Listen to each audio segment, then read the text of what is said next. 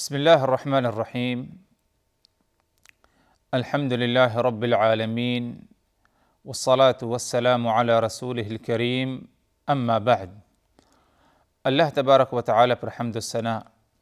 اور اس کے نبی کریم صلی اللہ علیہ وسلم پر بے شمار بے حد بے عدد درود و سلام کے بعد، محترم ناظرین، السلام علیکم ورحمۃ اللہ وبرکاتہ۔ ناظرین کرام، آج کی اس نشست اور یہ آج کی اس پہلی ملاقات میں آپ حضرات کی خدمت میں ایک نیا موضوع یا ایک نیا پروگرام لے کر کے آپ کی خدمت میں حاضر ہیں۔ پروگرام امثال القرآن کے نام سے ہے۔ اس پروگرام کے ذریعے ہماری اور آپ کی ملاقات قرآن مجید کی چند آیات کے ذریعے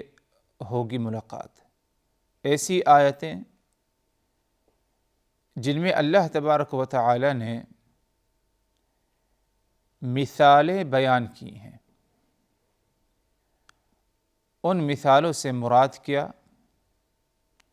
اور کیا مقصد ہے مثال ذکر کرنے کا، انشاءاللہ اس سے متعلق کیا ہے باتیں آپ حضرات کے سامنے کیا ہے رکھی جائیں گی۔ اسی لیے اس پروگرام کا جو نام دیا گیا وہ امثال القرآن ہے۔ امثال اگر دیکھا جائے تو جمع ہے مثل کا، امثال جمع ہے مثل کا۔ جب مخاطب کو سمجھانے کے لیے مثال دے کر بات کرنا خالق کائنات سے لے کر کے ہر عام اور خاص انسان کا طریقہ ہے، یعنی کسی مخاطب کو جس سے گفتگو ہو رہی ہے، جس سے بات چیت ہو رہی ہے، ہم اپنی بات، اپنی گفتگو، اپنی کوئی ایک فکر، سوچ اس تک پہنچانا چاہتے ہیں تو مخاطب بسا اوقات اسے اپنی بات سمجھانے کے لیے، اپنی سوچ، اپنی فکر سامنے والے کے ذہن تک پہنچانے کے لیے مثال ذکر کرنے کی اسے کیا ہے ضرورت پڑتی ہے۔ اور یہی معاملہ خالق کائنات کا ہے، اللہ تبارک و تعالی۔ اللہ تبارک و تعالی نے قرآن مجید نازل فرمایا اور قرآن اللہ تبارک و تعالی کا کلام ہے، اس میں کوئی شک و شبہ نہیں، بلکہ ہمارا یہی ایمان ہے، یہی عقیدہ ہے کہ قرآن اللہ تبارک و تعالی کا کلام ہے، اور اس کلام کے ذریعے اللہ تبارک و تعالی لوگوں کو ہدایت، کامیابی کا راستہ دکھانا چاہتا ہے۔ اور انسان کی یہ کمزوری ہے، انسان کی مختلف کمزوریوں میں سے ایک اہم کمزوری یہ ہے کہ بعض دفعہ ہر بات کو یا بعض دفعہ بعض باتوں کو آسانی سے نہیں سمجھ سکتا، تو سمجھانے کے لیے اسے کوئی مثال دینی پڑتی ہے، یا سمجھانے کے لیے اسے کسی اور حقیقت کا ذکر کرنا پڑتا ہے بطور مثال۔ یہ ایک عام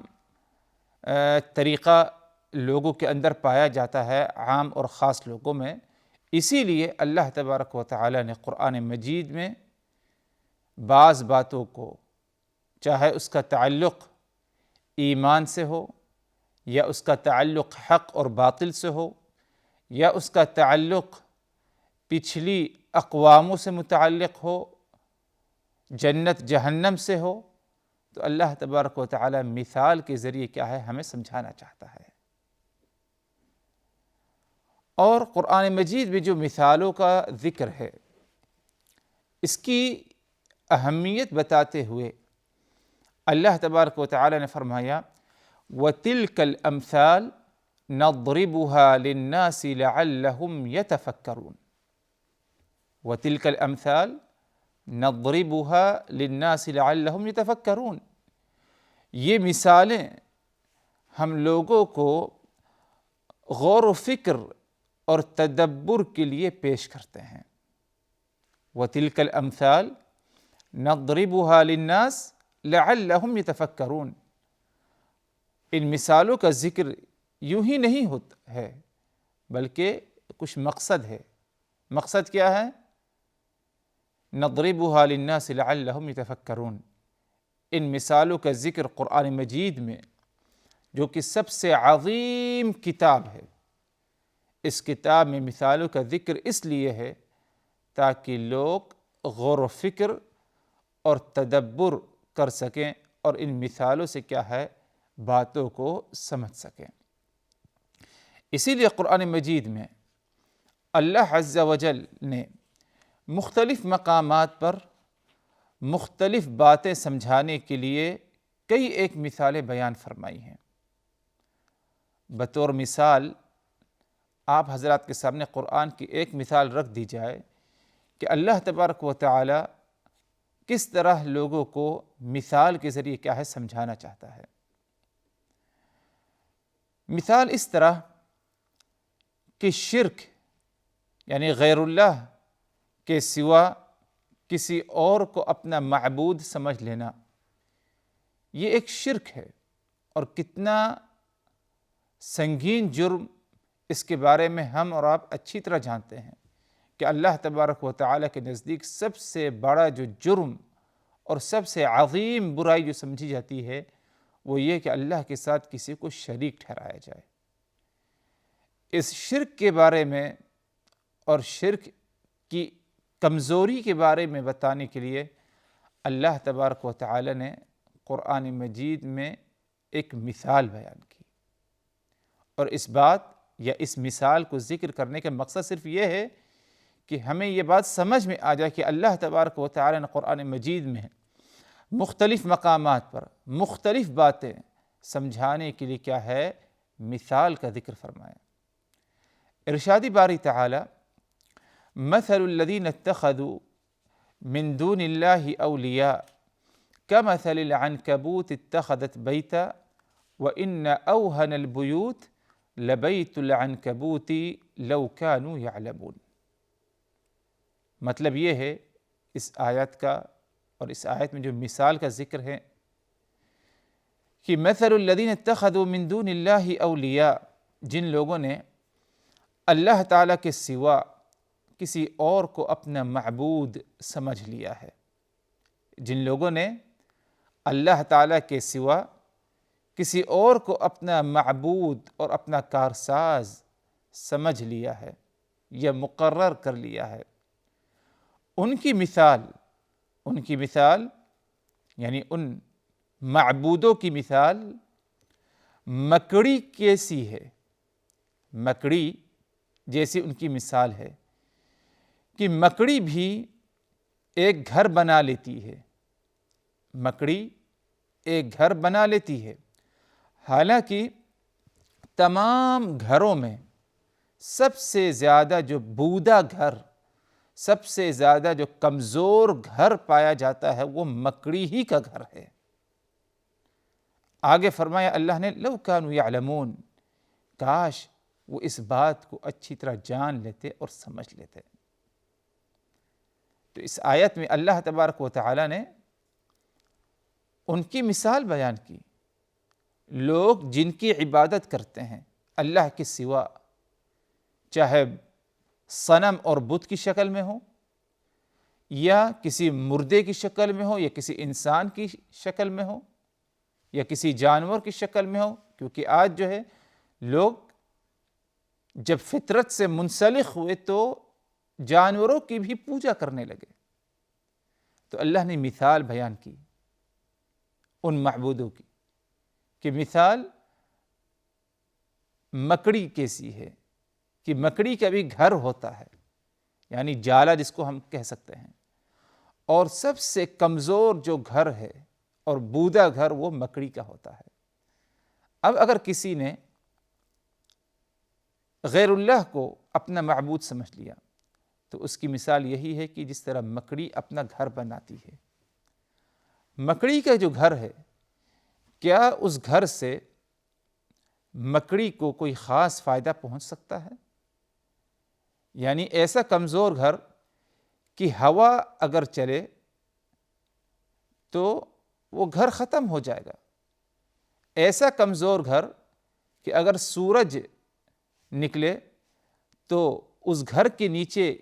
کا جو حصہ ہے اس سورج سے محفوظ نہیں رہ سکتا۔ ایسا کمزور گھر مکڑی کا کہ اگر بارش ہو جائے، ہلکی بوندا باندی ہو جائے تو اس گھر کے نیچے کا یا جالے کے نیچے کا جو حصہ ہے وہ محفوظ نہیں رہتا۔ یہی مثال ان لوگوں کی ہے جو اللہ کے سوا دوسروں کو معبود بناتے ہیں۔ ایسے معبود جو اپنے خیر و شر کے مالک نہیں، تو یہ کیسے ہو سکتا ہے کہ دوسروں کے خیر و شر کے مالک ہوں؟ ایسے معبود جو اپنے آپ کو نفع اور فائدہ نہیں پہنچا سکتے، خود اپنے آپ کو نقصان سے، شر سے نہیں بچا سکتے، تو یہ کیسا ممکن ہے کہ وہ دوسروں کو نفع اور فائدہ پہنچائیں یا لوگ دوسروں کو شر سے اور بلا و مصیبتوں سے کیا ہے محفوظ کریں؟ تو یہ مثال جو بیان کی گئی، مقصد صرف یہی کہ لوگوں کو اچھی طرح کیا ہے بات سمجھ میں آ جائے۔ اسی لیے اگر دیکھا جائے کہ قرآن مجید میں مثالوں کا جو ذکر ہے، اس کے پیچھے مقصد کیا؟ اس کے پیچھے یہی مقصد ہے حضرات کہ مثالوں کی روشنی میں یا مثالوں کے ذریعے بات کو اچھی طرح ذہن نشین انسان کیا ہے کر لیتا ہے، بنسبت اگر بات بغیر مثال کے ذکر کی جائے۔ اور اس بات کو ہم اچھی طرح سمجھتے ہیں کہ اگر ایک سامنے والا ہمیں کچھ سمجھانا چاہے اور ہمیں سمجھ میں نہ آئے تو بسا اوقات ہم خود جو ہے اس سے اپیل کرتے ہیں، اس سے مطالبہ کرتے ہیں کہ ذرا مجھے کوئی مثال دے دو تاکہ میں اچھی طرح اس بات کو سمجھ جاؤں، میرے ذہن میں یہ بات اچھی طرح کیا ہے اتر جائے۔ تو مثالوں کے ذریعے بات خوب اچھی طرح ذہن نشین ہو جائے، ذہن میں بیٹھ جائے، سمجھ میں آ جائے، اس لیے کیا ہے اللہ تبارک و تعالی قرآن مجید میں کیا ہے مثالوں کا ذکر فرماتا ہے۔ اسی طرح ایک دوسری حکمت اور وجہ جو پائی جا سکتی ہے قرآن مجید میں مثالوں کے ذکر کا، وہ یہ کہ مثال کے ذریعے بیان کی گئی بات، یہ ایسی بات جو مثال کی صورت میں بیان کی جاتی ہے، ایسی بات بہت ہی زیادہ دلچسپی کا باعث ہوتی ہے۔ ایسی بات بہت ہی زیادہ دلچسپی کے باعث ہوتی ہے اور مخاطب کو جلد سمجھ میں آتی ہے، اور اس کا تجربہ ہمیں یا اس کے بارے میں ہمیں یقیناً معلوم ہوگا اس وقت جب قرآن مجید کی مثالوں کا ذکر ہوگا انشاءاللہ اس پروگرام کی مختلف نشستوں اور مختلف ملاقات میں۔ تو مثالوں کے ذریعے جو بات ذکر کی جاتی ہے یا مثال کی صورت میں جو بات ذکر کی جاتی ہے، یہ انسانی نفس کے نزدیک بہت ہی زیادہ کیا ہے دلچسپ بات ہوتی ہے، اور انسان ایسی بات کی طرف کہ آسانی سے کیا ہے مائل ہوتا ہے۔ یہ بھی ایک حکمت اور ایک وجہ پائی جا سکتی ہے قرآن مجید میں اللہ تبارک و تعالی نے جو مثالوں کا ذکر فرمایا ہے۔ اور قرآن مجید کے نزول کے وقت حضرات اگر دیکھا جائے تو عرب کے بارے میں جانتے ہیں کہ اہل لسان اور فصاحت کے مالک تھے، یعنی عربی زبان میں فصاحت اور بلاغت میں انہیں مہارت حاصل تھی۔ قرآن مجید اسی لیے عربی زبان میں عرب پر کیا ہے جب نازل ہوا تو عرب اس وقت قصائد، خطوبات اور اسی طرح مکتوبات اور محاورات میں ان کو بہت ہی زیادہ مہارت حاصل تھی۔ جب قرآن مجید نازل ہوا اس وقت عرب میں یا عرب کے لوگوں میں قصائد، قصیدہ بولنا، مکتوبات یعنی تحریر کرنا اچھی زبان میں، فصیح زبان میں، خطبات یعنی خطاب کرنا، اور اسی طرح محاورات میں عرب کو بڑی مہارت حاصل تھی۔ اور ان چاروں اسالیب کے علاوہ اور اسلوب سے وہ واقف نہیں تھے، یعنی عرب ان چار اسالیب سے خوب اچھی طرح واقف تھے: قصائد، محاورات، مکتوبات اور خطوبات۔ عرب ان چاروں میں بہت ہی زیادہ ماہر تھے، اور ان چاروں کے علاوہ کسی اور اسلوب کے بارے میں عرب کو معلوم نہیں تھا۔ تو جب قرآن نازل ہوا تو قرآن ایک منفرد اسلوب لے کر کے نازل ہوا۔ ایسے اسلوب میں قرآن نازل ہوا اور ایسا نیا اسلوب جس کے بارے میں عرب نے کبھی سوچا بھی نہیں تھا۔ اور قرآن کے اسلوب میں سے ایک اہم اسلوب یہ ہے کہ جب باتوں کو بیان کی جائے تو مثالوں کا بسا اوقات کیا ہے ذکر کیا جاتا ہے۔ اسی لیے اللہ تبارک و تعالی نے قرآن مجید کے بارے میں فرمایا: انظر کیف نصرف الآیات لعلہم یفقہون۔ اے نبی دیکھو کہ کس طرح ہم اسلوب کو یعنی اسلوب بیان کو بدل بدل کر بیان کرتے ہیں تاکہ لوگ سمجھ جائیں۔ انظر کیف نصرف الآیات لعلہم یفقہون، دیکھو اے نبی کہ ہم کس طرح اسلوب کو یعنی قرآن کے اسلوب کو بدل بدل کر بیان کرتے ہیں تاکہ لوگ کیا ہے سمجھ جائیں۔ تو الغرض کہنا یہ حضرات کہ قرآن مجید اپنے اسلوب میں ایک منفرد اسلوب کتاب ہے، اس کی کوئی مثال نہیں۔ اور قرآن کے اسلوب میں سے ایک اہم اسلوب یہ ہے کہ قرآن مختلف باتوں کو سمجھانے کے لیے قرآن میں مثالوں کا ذکر ہے، اور ایسی مثالیں کہ ان مثالوں کے برابر کوئی اور مثال کیا ہے نہیں پائی جا سکتی، اور بہت ہی دلچسپ مثالیں ہیں۔ یقیناً انسان ان مثالوں کو سمجھنے کے بعد اس کے سامنے جب ان مثالوں کا ذکر ہوگا تو یقیناً وہ اس قرآن مجید پر اس کے ایمان میں کیا ہے اضافہ ہوگا۔ تو بإذن اللہ اگلی ملاقات، اگلی نشست سے آپ حضرات کے سامنے پہلی مثال کا ذکر ہوگا اور اس کی وضاحت ہوگی۔ تو اللہ تبارک و تعالی ہم سبوں کو اپنی حفاظت میں رکھے اور قرآن مجید کو غور و فکر اور تدبر کے ساتھ پڑھنے اور اس پر عمل کرنے کی توفیق دے۔ والسلام علیکم ورحمۃ اللہ وبرکاتہ۔